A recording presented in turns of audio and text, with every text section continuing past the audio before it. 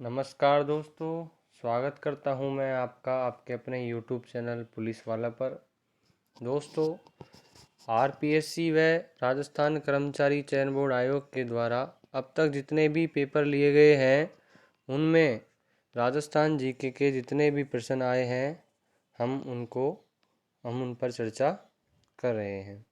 तो दोस्तों, यह पेपर एआरओ का यह पेपर आरपीएससी के द्वारा 29 अगस्त को लिया गया था, जिसमें राजस्थान जीके के जितने भी प्रश्न आए हैं अब हम उन पर चर्चा करते हैं। दोस्तों, बैराट के बौद्ध मठ और अशोक स्तंभ के आधार पर राजस्थान के बौद्ध धर्म के प्रमुख स्थान कौन कौन से थे? दोस्तों, जब 634 ईसा पूर्व जब यहाँ पे हेनसांग आया था, तब उसने यहाँ पर बैराट के बौद्ध मठ एवं अशोक स्तंभ के अनेक स्थान खोजे थे, जिनमें से प्रमुख थे बैराट, जो कि आपके जयपुर में पड़ता है, जो विराट नगर मत्स्य नगर की राजधानी रहा करती थी। दूसरा है लालसोट, तीसरा है शेरगढ़ और चौथा है नगरी। इसमें दोस्तों, यह बैराट है, यह तो आपके पड़ता है जयपुर में, ठीक है। लालसोट है जहाँ पर अशोक मौर्य के समय लालसोट में उसकी क्या बनी हुई है, छतरी बनी हुई है। शेरगढ़ है आपके दोस्तों, यह शेरगढ़ आपके कोटा वाला है, कोटा वाला शेरगढ़। एवं नगरी किसकी राजधानी थी? आपके मेवाड़ की राजधानी रहा करती थी। इस प्रकार दोस्तों, इस क्वेश्चन का जो आंसर होगा वो होगा ऑप्शन नंबर एक। अगले क्वेश्चन पर चलेंगे दोस्तों। सूची एक को सूची दो से मिलान करना है। दोस्तों, बवाई की जो पहाड़ी है वो आपके जयपुर ज़िले में पड़ती है। तारागढ़ की जो पहाड़ी है आपके अजमेर में पड़ती है। अचलगढ़ की है, ये आपके सिरोही में पड़ती है। और जरगा की जो पहाड़ी है वो आपके उदयपुर में पड़ती है। दोस्तों, आपके जो यह बवाई की जो पहाड़ी है यह आपके 780 मीटर की है, और तारागढ़ की है वो 873 मीटर है। अचलगढ़ है वो आपके है 1380 मीटर, जबकि जो जरगा पहाड़ी है उसकी जो ऊंचाई है वो है 1431 मीटर। इस प्रकार दोस्तों, इस क्वेश्चन का आंसर हम मैच करेंगे तो पहले में है 3, दूसरे में है 1 और तीसरे में है 4। 3 1 4 2। अब इस पर देखते हैं 3 1 4 2, यानी कि ऑप्शन नंबर 2। ऑप्शन नंबर 2 क्या होगा? हमारा आंसर होगा। अगले क्वेश्चन पर चलेंगे। सूची एक को सूची दो से मिलान कीजिए। दोस्तों, खमनोर की पहाड़ी है, खमनोर की पहाड़ी से दोस्तों कौन सी नदी का उद्गम होता है? बनास नदी का। यह किस ज़िले में पड़ती है? राजसमंद ज़िले में, राजसमंद ज़िले में। अगला क्वेश्चन है, अगला है बैराट की पहाड़ी। बैराट की पहाड़ी से कौन सी नदी निकलती है दोस्तों? बैराट की पहाड़ी से निकलती है बाणगंगा। और खंडेला है, खंडेला आपके सीकर में पड़ता है, यहाँ से कौन सी नदी निकलती है? कांतली। जबकि सेवर की पहाड़ी से साबी नदी निकलती है। दोस्तों, खमनोर की पहाड़ी से बनास नदी का उद्गम होता है, यह राजसमंद जिले में पड़ती है। जबकि बैराट की पहाड़ी से कौन सी नदी का उद्गम होता है? बाणगंगा नदी का, जो कि जयपुर ज़िले में है। खंडेला की पहाड़ी से कांतली नदी का उद्गम होता है। और ये सेवर की पहाड़ी है जो कि जयपुर ज़िले से इसका साबी नदी का उद्गम होता है। इस क्वेश्चन का हम मिलान करते हैं तो पहले में है 3, दूसरे में है 4। 3 4 और 1 और 2। 3 4 1 2। ऑप्शन नंबर मिलाएंगे 3 3 4 1 2, यानी कि ऑप्शन नंबर 2। ऑप्शन नंबर 2 क्या हो जाएगा? हमारा आंसर हो जाएगा। अगले क्वेश्चन पर चलेंगे। जनगणना 2011 के अनुसार राजस्थान में सर्वाधिक कुल जनसंख्या वाले जिलों का आरोही क्रम क्या है? दोस्तों, जनगणना 2011 के अनुसार राजस्थान में सर्वाधिक जनसंख्या वाले ज़िले कौन कौन से हैं? दोस्तों, पहले नंबर पर आता है जयपुर आपके। दूसरे नंबर पर आता है दोस्तों जोधपुर, ठीक है। उसके बाद में आता है आपके नागौर, और फिर आता है आपके दोस्तों सॉरी उसके बाद में आता है आपके अलवर। पहले नंबर पर आता है आपके जयपुर, दूसरे पे आता है आपके जोधपुर, तीसरे पे आता है अलवर, और चौथे पे आता है नागौर। दोस्तों, इसका आरोही क्रम क्या हो जाएगा? इसका विपरीत हो जाएगा, यानी कि नागौर, अलवर, जोधपुर और जयपुर। इस पर हम मिलान करेंगे तो option number 2 sorry option number 3, option number 3 क्या हो जाएगा? हमारा आंसर हो जाएगा नागौर, अलवर, जोधपुर और जयपुर। अगले क्वेश्चन पर चलेंगे। 1925 में अखिल भारतीय जाट महासभा का अधिवेशन कहाँ पर हुआ था? दोस्तों, अखिल भारतीय जाट महासभा का जो अधिवेशन हुआ था, यह आपके पुष्कर में हुआ था। दोस्तों, कहाँ पे हुआ था? पुष्कर में। पुष्कर अजमेर में 1925 में हुआ था। जबकि दोस्तों, राजस्थान जाट क्षेत्रीय महासभा का गठन कब हुआ था? राजस्थान जाट क्षेत्रीय महासभा, दोस्तों इसका गठन हुआ था 1931 में। कब हुआ दोस्तों? 1931 में। और कहाँ पर हुआ था? जयपुर में हुआ था। इसका जो अधिवेशन हुआ था वो हुआ था आपके 1933 में पलथाना में। कहाँ हुआ था? पलथाना में। इस प्रकार उस क्वेश्चन का जो आंसर होगा वो ऑप्शन नंबर 4 होगा। अगले क्वेश्चन पर चलते हैं। निम्नलिखित में से किस जिले में कोई भी नदी प्रवाहित नहीं होती है? दोस्तों, राजस्थान के 2 ज़िले ऐसे हैं जिनमें कोई भी नदी प्रवाहित नहीं होती है, जिनमें से एक तो है बीकानेर और दूसरा है आपके चूरू। दोस्तों, इन 2 ज़िलों में कोई भी नदी प्रवाहित नहीं होती है। अगला क्वेश्चन है, जोधपुरी साफा को प्रसिद्ध करने का श्रेय किसे जाता है? दोस्तों, मारवाड़ के शासक महाराजा जसवंत सिंह, महाराज जसवंत सिंह को जोधपुरी साफा को प्रसिद्ध करने का श्रेय माना जाता है। दोस्तों, साफा है यह यह एक पुरुष का एक वस्त्र, जो कि विवाह के उत्सव पर, अन्य उत्सवों पर पहने जाने वाला साफा है। दोस्तों, इसके ऊपर जो भी आभूषण लगाए जाते हैं उनमें से हैं कलंगी है, सरपेच है, दुगदुगी है, और फतेह पेच है आदि अन्य प्रकार के साफे में लगने वाले आभूषण हैं। इस प्रकार अगले क्वेश्चन पर चलते हैं। दोस्तों, कोकरू आभूषण किस हिस्से में पहना जाता है? दोस्तों, कोकरू आभूषण है वो शरीर के कौन से हिस्से में पहना जाता है? कान में। इसका जो आंसर होगा वो होगा ऑप्शन नंबर 1, कान में कोकरू नामक आभूषण पहना जाता है। जबकि दोस्तों, गोखरू है, गोखरू नामक जो आभूषण है वो आपके हाथ में पहने जाने वाला आभूषण है। गोखरू है वो हाथ में पहना जाता है, जबकि कोकरू है वो आपके कान में पहना जाता है। दोस्तों, कान में पहने जाने वाले अन्य कौन कौन से हैं? एक है दोस्तों टोटी, सुरलिया है, सुरलिया है, और आपके एरंग पत्ता है, एरंग पत्ता है, पाटी सूला है आदि, पीपल पत्र है, मुर्की है, मोरुअर है, बूजली है आदि आदि क्या है? कान के आभूषण हैं। और दोस्तों, दांत के जो आभूषण हैं, एक तो रखण है और एक चूंप है। जबकि गर्दन में बहुत सारे आभूषण पहने जाते हैं।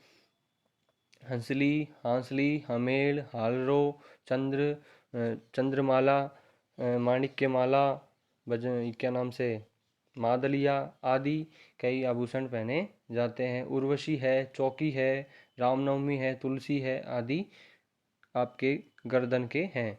कलाई का दोस्तों मैंने बता दिया आपको, गोगरू है, नोगरी है आदि आभूषण है। अगले क्वेश्चन पर चलते हैं। प्राचीनतम पंचमार्क सिक्कों का समय क्या है? दोस्तों, प्राचीनतम पंचमार्क सिक्के थे वो 600 ईसा पूर्व से 200 ईसा पूर्व के माने जाते हैं। इनका समय जो था वो था 600 ईसा पूर्व से 200 ईसा पूर्व तक। अगले क्वेश्चन पर चलते हैं। त्याग भूमि मासिक हिंदी समाचार पत्र के 64 में से कितने पृष्ठ स्त्रियों को सामाजिक जागृति के लिए आरक्षित थे? दोस्तों, बहुत ही इम्पोर्टेंट क्वेश्चन है और बड़ी बड़ी एग्ज़ामों में ऐसे ही क्वेश्चन देखने को आपको मिलते हैं, जिनमें से इसका जो आंसर होगा वो होगा आपके 16 पेज। दोस्तों, महिलाओं के लिए जो आरक्षित थे जागृति के लिए, सामाजिक जागृति के लिए, वो 16 पेज आरक्षित थे त्याग भूमि समाचार पत्र के लिए। और दोस्तों, यह किसके द्वारा लिखी गई पुस्तक है? समाचार पत्र है हरिभाऊ उपाध्याय, हरिभाऊ उपाध्याय के द्वारा। दोस्तों, इसे 1900 इसके बारे में अन्य जानकारी देता हूँ आपको। दोस्तों, इसको 1927 में अजमेर से प्रकाशित किया गया था। अजमेर से प्रकाशित किया गया था। और किसके द्वारा किया गया था दोस्तों? हरिभाऊ उपाध्याय के द्वारा। यह दोस्तों हिंदी का समाचार पत्र है। कौन सा है? हिंदी का समाचार पत्र है। और कैसा है? मासिक है, मासिक समाचार पत्र है। इस प्रकार इस क्वेश्चन का आंसर हो जाएगा ऑप्शन नंबर 4, 16 पेज। अगला क्वेश्चन पर चलते हैं। राजस्थान वानिकी एवं जैव विविधता परियोजना फेज 2 का वित्तीय सहायता उपलब्ध करवाई थी। किसने करवाई थी दोस्तों? यह करवाई थी जापान की एक कंपनी है जायका, जो कि जापान अंतर्राष्ट्रीय कोऑपरेशन एजेंसी। इसका जो आंसर होगा ऑप्शन नंबर 2 होगा।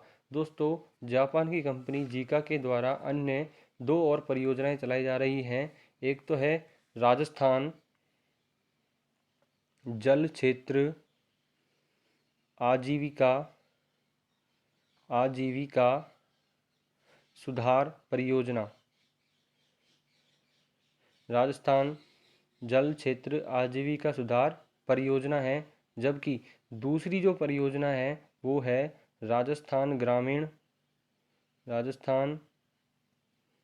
ग्रामीण जलापूर्ति एवं फ्लोराइड निराकरण। दोस्तों, यह जो नागौरी उच्च भूमि है जहाँ पर कुबड़ पट्टी पाई जाती है, वहाँ पर भी यह सन संरक्षण का कार्य कर रही है। इस प्रकार इस क्वेश्चन का आंसर हो जाएगा ऑप्शन नंबर 2। अगले क्वेश्चन पर चलते हैं। चंदन राज की रानी रुद्राणी जो पुष्कर में प्रतिदिन 1000 दीपक जलाकर भगवान महादेव की उपासना करती थी, किस वंश से संबंधित थी? दोस्तों, यह चंदन राज था, यह था चौहान शासक, चौहान था।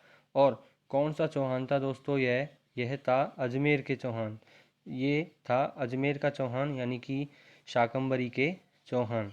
शाकंभरी के चौहान चंदन राज की पत्नी थी रानी रुद्राणी, जिसका दूसरा नाम भी मिलता है आत्मप्रभा।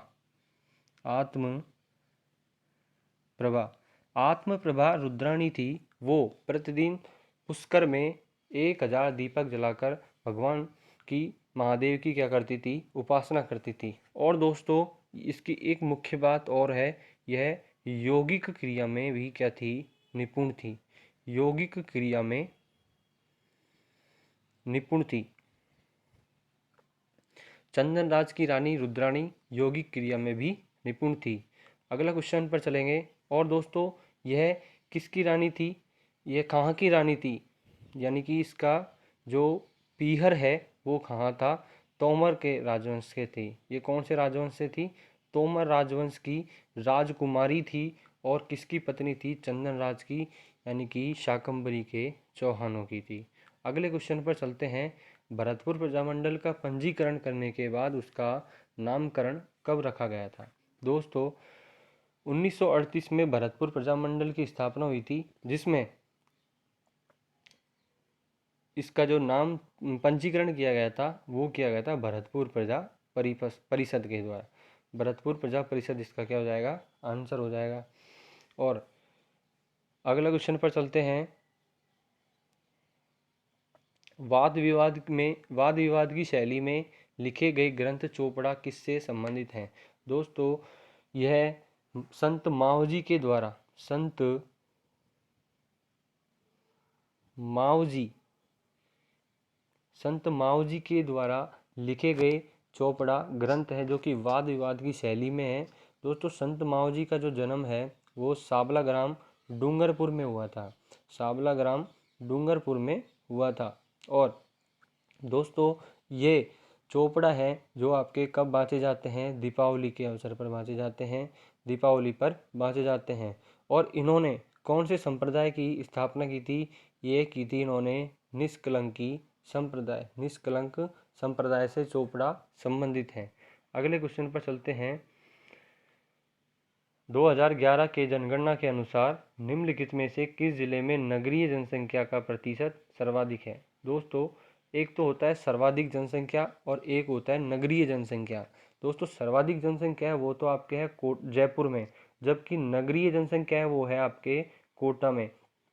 इस प्रकार जो इस क्वेश्चन का आंसर होगा वो होगा ऑप्शन नंबर 4। दोस्तों सर्वाधिक नगरीय जनसंख्या कौन कौन से जिले में पाई जाती है, सर्वाधिक तो पाई जाती है आपके कोटा में, सर्वाधिक पाई जाती है आपके कोटा में पाई जाती है, फिर आपके जयपुर में पाई जाती है, फिर आपके अजमेर में पाई जाती है, फिर आपके जोधपुर में पाई जाती है दोस्तों, फिर उसके बाद आपके नागौर में पाई जाती है।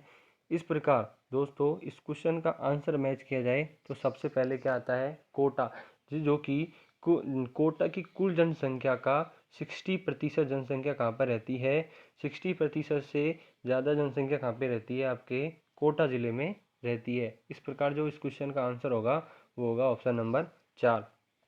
अगला क्वेश्चन पर चलते हैं। जाखम नदी किसकी सहायक नदी है। दोस्तों जाखम नदी है, दोस्तों जाखम नदी है, इसका उद्गम प्रतापगढ़ से होता है और यह सोम की सहायक नदी है, सोम की सहायक नदी है। और सोम, माही और जाखम, सोम, माही और जाखम ये तीनों नदियाँ क्या बनाती हैं, त्रिवेणी संगम बनाती है। यह बनाती है बेणेश्वर धाम डूंगरपुर जिले में, डूंगरपुर जिले में बेणेश्वर धाम में ये तीनों नदियाँ त्रिवेणी संगम बनाती हैं। अगले क्वेश्चन पर चलेंगे। बाबर के पुत्र कामरान और बीकानेर के नरेश के मध्य युद्ध का वर्णन किस ग्रंथ में मिलता है। दोस्तों यह जो युद्ध का वर्णन है वो आपके राव जैतसिरो छंद में मिलता है। दोस्तों यह किसके द्वारा लिखित है, यह है बीठू सूजा के द्वारा, बीठू सूजा के द्वारा, बीटू सूजा ने इसको लिखा है राव जैतसिरो छंद को। इस प्रकार इस क्वेश्चन का आंसर होगा ऑप्शन नंबर 1। अगला क्वेश्चन है। मोटा राजा ने अपनी पुत्री जगत गोसाई का विवाह किस मुगल युवराज से किया था। दोस्तों मोटा राजा उदय सिंह था, इसने सर्वप्रथम मारवाड़ का पहला शासक जिसने मुगलों की अधीनता स्वीकार की थी और अपनी पुत्री जगत गोसाई का विवाह किससे किया था, जहांगीर से, जहांगीर से किया था, जिसका दूसरा नाम मिलता है आपके सलीम। और जहांगीर से जगत गोसाई से जो उत्पन्न संतान थी वो थी खुर्रम, और खुर्रम का दूसरा नाम मिलता है शाहजहाँ। शाहजहाँ किसका बेटा था, ये था आपके जगत गोसाई का। इस प्रकार इस क्वेश्चन का आंसर क्या हो जाएगा, ऑप्शन नंबर 1 सलीम यानी कि जहांगीर। अगला क्वेश्चन है। वाद्य यंत्र अरबी ताशा मेवाड़ के सैनिक यंत्रों में कब शामिल किया गया था। दोस्तों जो ताशा है यह आपके सांगा के समय, सांगा ने जब बयाना के युद्ध में बाबर को पराजित किया था उस समय यह अरबी ताशा मेवाड़ के सैनिक यंत्रों में शामिल कर लिया गया था। दोस्तों अब बात आती है बयाना का युद्ध। बयाना का युद्ध हुआ था दोस्तों खानवा के युद्ध से पहले, यह हुआ था फरवरी 1927 में, सॉरी 1527 में। बयाना का युद्ध हुआ था फरवरी 1527 में। बयाना का युद्ध होता है जिसमें सांगा जीत जाता है, लेकिन बाबर की कूटनीति के द्वारा खानवा का युद्ध किया जाता है जिसमें बाबर जीत जाता है और कौन हार जाता है, सांगा हार जाता है। अगले क्वेश्चन पर चलते हैं। राजस्थान के की किस झील में श्यामपुरा और भाट नहरें निकाली जाती हैं। दोस्तों राजस्थान के उदयपुर जिले में स्थित जयसंबंध झील, जयसंबंध झील जिसके दाईं ओर कौन सा है, लसाड़िया का पठार स्थित है जयसंबंध झील, जहाँ से श्यामपुरा और भाट नहरें निकाली जाती है। अगला क्वेश्चन है, निम्नलिखित में से हाड़ौती का पठार स्थित जिला है। दोस्तों यदि राजस्थान का नक्शा बनाए हम,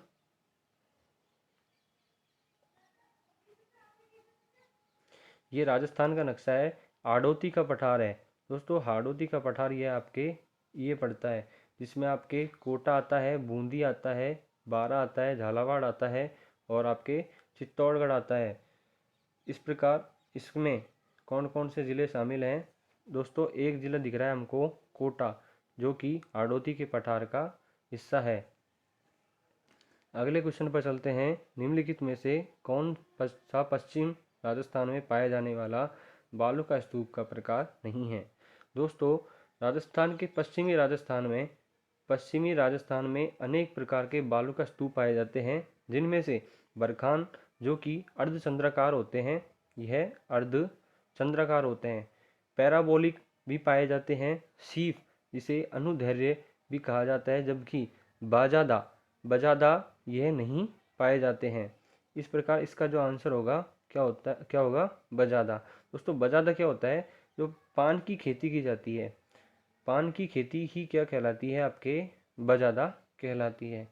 इस प्रकार अगले क्वेश्चन पर चलते हैं। स्टेट फॉरेस्ट रिपोर्ट 2021 के अनुसार राजस्थान में सर्वाधिक वन क्षेत्रफल वाले जिलों का युग्म कौन सा है? दोस्तों स्टेट फॉरेस्ट यानी राजस्थान राज्य के द्वारा भी एक फॉरेस्ट रिपोर्ट जारी की जाती है, जिसमें वन रिपोर्ट है। इसमें सर्वाधिक वन क्षेत्रफल वाले जिले कौन कौन से हैं? तो सर्वाधिक वन वाला पहले पाया जाता है उदयपुर, दूसरे नंबर पर आता है आपके दोस्तों बारा, फिर उसके बाद में आता है आपके करौली, फिर आता है आपके अलवर। तो सर्वाधिक वन कौन से हैं? उदयपुर में, बारा में, करौली में और अलवर में। और इसमें हम देखे जाएं तो सर्वाधिक वन कौन कौन से हो जाएंगे? उदयपुर और बारा में, उदयपुर और बारा, यानी कि उदयपुर, बारा, करौली और अलवर, यानी कि सबसे पहले क्या आएगा? उदयपुर और बारा। यदि दोस्तों वन रिपोर्ट की बात की जाए 2021 की वन रिपोर्ट केंद्रीय वन रिपोर्ट है, जो कि वन एवं पर्यावरण मंत्रालय के द्वारा देहरादून के द्वारा यह जारी की जाती है, जिसमें राजस्थान में सर्वाधिक वन वाले जिले हैं आपके उदयपुर, अलवर, प्रतापगढ़ और बारा। UAPB उदयपुर है, सर्वाधिक वन उदयपुर हैं, फिर आपके अलवर में है, फिर आपके प्रतापगढ़ में है, फिर आपके बारा में है। इस प्रकार दोस्तों इस क्वेश्चन का आंसर क्या होगा? Option number 4। राजस्थान में सूखा संभावित कार्यक्रम कब प्रारंभ किया गया था? दोस्तों राजस्थान में सूखा संभावित कार्यक्रम है वो 1974-75 में किया गया था, जबकि 1977-78 में कौन सा किया गया था? मरु विकास कार्यक्रम। मरु विकास कार्यक्रम केंद्र सरकार के द्वारा, जिसमें राज्य व केंद्र की है वो 25-75, यानी राज्य का 25%, जबकि वित्त पोषण है राज्य का 25, जबकि है केंद्र का 75%। और ये सूखा संभावित कार्यक्रम पर कब प्रारंभ किया गया था? 1974-75 में। अगले क्वेश्चन पर चलते हैं। माउंट आबू के आसपास जहाँ 150 सेंटीमीटर से अधिक वन पाए जाते हैं, वो किस प्रकार के वन होते हैं? दोस्तों माउंट आबू सिरोही में है, और यहाँ पर कौन से वन पाए जाते हैं? अर्ध उष्ण सदाबहार वन पाए जाते हैं, जो कि राजस्थान के 0.39% हिस्से में पाए जाते हैं। कितने हिस्से में पाए जाते हैं? 0.39% हिस्से में पाए जाते हैं। दोस्तों यह जो सदाबहार वन है, इनमें अनेक प्रकार की वनस्पतियां भी पाई जाती है, जिनमें आपके रोजवुड है, आपके महोगनी है, और आपके रोजवुड है, ताड़ के वृक्ष हैं, आपके महोगनी है आदि सदाबहार वन पाए जाते हैं। अगले क्वेश्चन पर चलेंगे। राजस्थान के किस किले में पहियों पर खड़ी एशिया की सबसे बड़ी तोप स्थित है? दोस्तों यह आपके जयपुर में स्थित जयगढ़ दुर्ग में आपके यह तोप एशिया की सबसे बड़ी तोप स्थित है। अगले क्वेश्चन पर चलते हैं। निम्नलिखित में से कौन सा युग्म सही नहीं है? दोस्तों यह झील हैं जिनमें कौन सी झील से मिलान करना है, कौन सी ज़िले में कौन सी झील नहीं है। दोस्तों छप्परवाड़ा झील है वो आपके जयपुर में है। ताल छापर झील आपके चूरू में है। बालसमंद झील दोस्तों, बालसमंद झील है वो आपके राजसमंद में नहीं है। दोस्तों यह आपके जोधपुर में स्थित है। कहाँ पर स्थित है? जोधपुर में। जबकि जयसमंद झील आपके उदयपुर में बिल्कुल सही है। इस क्वेश्चन का जो आंसर होगा वो होगा ऑप्शन नंबर 3। अगले क्वेश्चन पर चलते हैं। हाली द्वारा हल जोतना आरंभ करते समय जो गोगा राखड़ी बांधी जाती है उसमें कितनी गांठें होती हैं? दोस्तों हाली, एक होता है हाली, एक रहता है हल। हाली तो जो किसान होता है वो तो किसान हाली कहा जाता है, और जो उसका हल होता है, हल जिससे वह खेती करता है, जुताई करता है, वो उसके हल होता है। दोस्तों हाली के द्वारा जो हल पर जो राखी बांधी जाती है उसे कहा जाता है गोगा राखड़ी। गोगा राखड़ी जो कि पहले तो वो अपने हाथों पे बांध लेता है और जिसे गोगा राखड़ी कहते हैं, और जब वह खेती करने के लिए उतरता है मैदान में या खेत में, तब वह अपने हल के कितनी गांठें लगाता है? दोस्तों वह लगाता है आपके 9 गांठें। कितनी लगाता है? 9 गांठें लगाता है। दोस्तों गोगा राखड़ी है या आप इसमें कितनी गांठें बनती है? 9 गांठें। और दोस्तों गोगा नवमी है। गोगा नवमी कब मनाई जाती है? आपके गोगा भाद्रपद की कृष्ण नवमी को, कृष्ण जन्माष्टमी से एक दिन बाद में। और दोस्तों गोगा जी है, गोगा जी को जाहर पीर की संज्ञा दी गई है और इनका जन्म कहाँ पर हुआ था? ददरेवा चूरू में। और जब जो कि इसकी क्या कहलाती है? शीर्ष मेड़ी। चूरू में तो इसकी शीर्ष मेड़ी है, जबकि नौहर हनुमानगढ़ में क्या है? इनका धड़ मेड़ी। यहाँ पर गोगा जी के द्वारा इनका वध किया गया था। अगले क्वेश्चन पर चलेंगे। गैर नृत्य के समय पैरों में बांधी जाने वाली घुंघरुओं की पट्टी को कहा जाता है? दोस्तों ये गैर नृत्य है, भील जाति के द्वारा किया जाने वाला नृत्य है। भील जाति के द्वारा किया जाने वाला नृत्य है। दोस्तों जब इसमें लोग पैरों घुंघरू में घुंघरू की पट्टी बांधते हैं उसे कहा जाता है रमझोल। और दोस्तों जो गैर नृत्य है यह किसके द्वारा किया जाता है? भील जाति के द्वारा किया जाता है। और दोस्तों इसमें क्या होता है? युद्ध लड़ने का आभास होता है। अगले क्वेश्चन पर चलेंगे। राजस्थान में पर्यावरण और जलवायु परिवर्तन निदेशालय की स्थापना किस वर्ष हुई थी? दोस्तों पर्यावरण व जलवायु परिवर्तन निदेशालय की स्थापना यह 2019 में हुई थी। इस प्रकार दोस्तों ये थे राजस्थान जीके के कुछ प्रश्न जो कि बहुत अच्छे लेवल के थे और जिनको हमने बहुत अच्छे तरीके से हल किया है। यदि वीडियो आपको अच्छी लगी हो तो प्लीज़ वीडियो को लाइक करना और हमारे चैनल को सब्सक्राइब करना और शेयर करना। धन्यवाद।